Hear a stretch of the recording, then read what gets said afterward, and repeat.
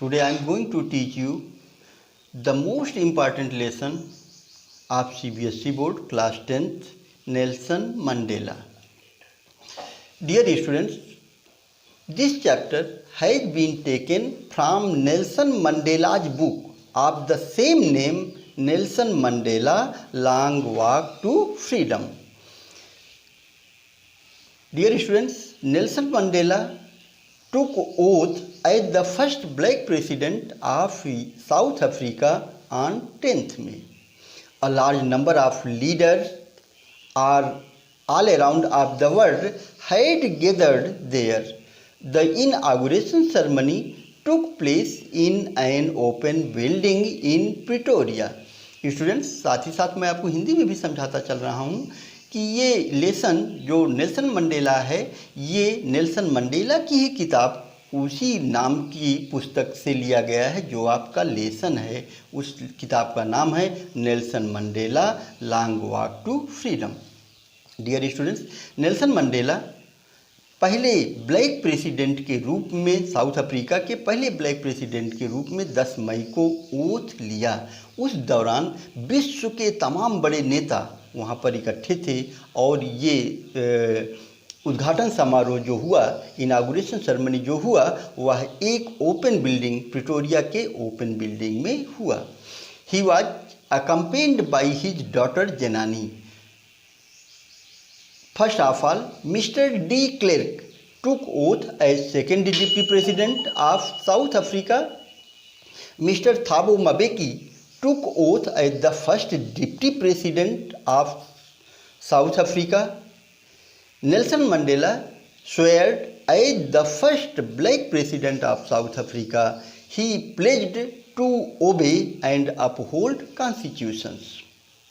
Students, सबसे पहले मैं आपको बताना चाहूँगा कि मिस्टर मंडेला अपनी पुत्री जेनानी के द्वारा अकम्पेंड किए गए, साथ साथ आए।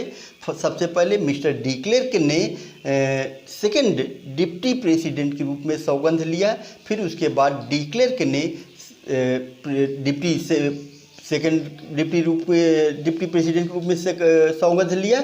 फिर उसके बाद थाबो mbeki ने फर्स्ट डिप्टी प्रेसिडेंट के रूप में सौगंध लिया और उसके बाद नेल्सन मंडेला ने राष्ट्रपति के रूप में, साउथ अफ्रीका के, दक्षिण अफ्रीका के राष्ट्रपति के रूप में सौगंध लिया और उन्होंने यह सौगंध लिया कि वह कॉन्स्टिट्यूशन को ओबे करेंगे और अपहोल्ड करेंगे।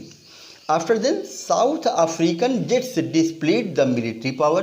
The national anthem were sung on the day. The whites sang Nkosi Sikelel and the blacks sang Die Stem, the new song.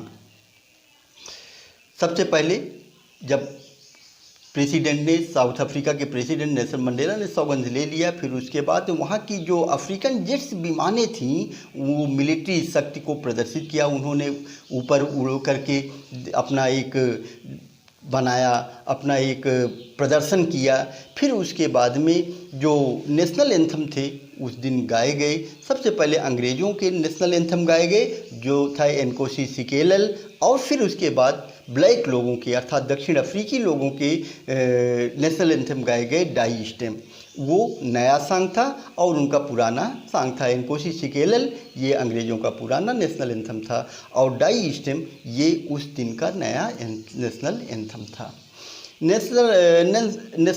Nelson Mandela remembered old days which will soon be the part of history. He said that the policy of apartheid created a deep and lasting wound on his country. Nelson Mandela अपने पुराने दिनों को याद करते हुए कहते हैं कि अब ये सारी चीज़ें जो पुराने दिनों की चीज़ें हैं वो बीते हुए समय की, इतिहास की बातें हो जाएंगी। और आगे नेल्सन मंडेला बताते हैं, कहते हैं कि अंग्रेज़ों ने, जो वहाँ पर दक्षिण अफ्रीका पर शासन करने वाले थे, उन लोगों ने यहाँ के लोगों को और इस देश को कभी भी न समाप्त होने वाला घाव दिया है। Mandela remembered thousands of people and their sacrifices for the freedom from discrimination. He pained that he couldn't thank them. He recalled great freedom fighters Oliver Tambo, Walter Sisulu, Yusuf Dadis etc. He said that the country is rich in minerals, but its greatest wealth is its people. आगे Nelson Mandela अपने साथियों को याद करते हैं, हजारों लोगों को याद करते हैं, उनके बलिदानों को याद करते हैं जिन्होंने डिस्क्रिमिनेशन के खिलाफ, भेदभाव के खिलाफ लड़ते हुए अपनी जान को न्यौछावर कर दिया, अपने जीवन को न्यौछावर कर दिया। वो दुखी होते हैं कि अब वे हमारे बीच में नहीं हैं, अतः हम उनको धन्यवाद नहीं कर सकते हैं। वे अन्य दूसरे ग्रेट फ्रीडम फाइटर्स को भी याद करते हैं, जैसे कि ओलिवर टैम्बो, वाल्टर सिसुलस, यूसुफ डैडोस आदि आदि। आगे नेल्सन मंडेला बताते हैं कि यह देश जो है मिनरल में बहुत ही रिच है, खनिज पदार्थों के लिए बहुत ही रिच है, संपन्न है, लेकिन सबसे ज़्यादा यहाँ की जो वेल्थ है वह यहाँ के पीपुल हैं। He further said that a man has to perform duties to his family, community and country. A black man was punished in South Africa if he tried to live like a human being, so he couldn't perform his duties to his family.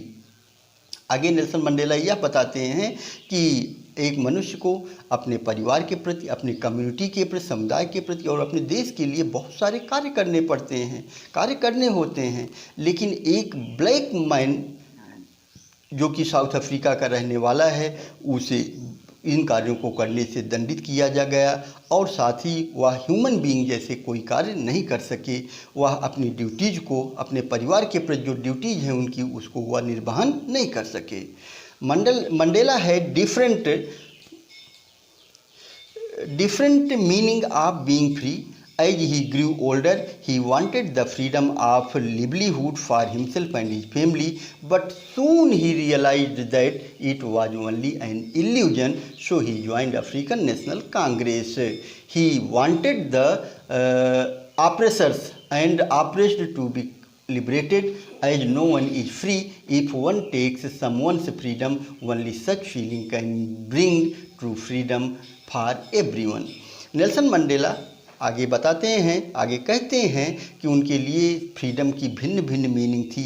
वह जैसे जैसे बड़े हुए उनका जो स्वतंत्रता का meaning था, स्वतंत्रता का अर्थ था, वह अपने लिए और अपने परिवार के लिए जीविका कमाने का था। लेकिन शीघ्र ही उन्हें इस बात का एहसास हो गया कि यह केवल एक भ्रम है। इसलिए उन्होंने अफ्रीकन नेशनल कांग्रेस को ज्वाइन कर लिया, अफ्रीकन नेशनल कांग्रेस में शामिल हो गए और वे सबके लिए, पूरे देशवासियों के लिए स्वतंत्रता चाहते थे। लास्ट पैराग्राफ में उन्होंने कहा कि जब तक सारे व्यक्ति स्वतंत्र न हों तब तक स्वतंत्रता का कोई मतलब नहीं है, और स्वतंत्रता यह भी नहीं होता कि हम छीन करके किसी दूसरे की स्वतंत्रता को छीनें। ऐसी फीलिंग ही सच्ची स्वतंत्रता ला सकती है। Dear students, PDF of pages is given in description. Thanks.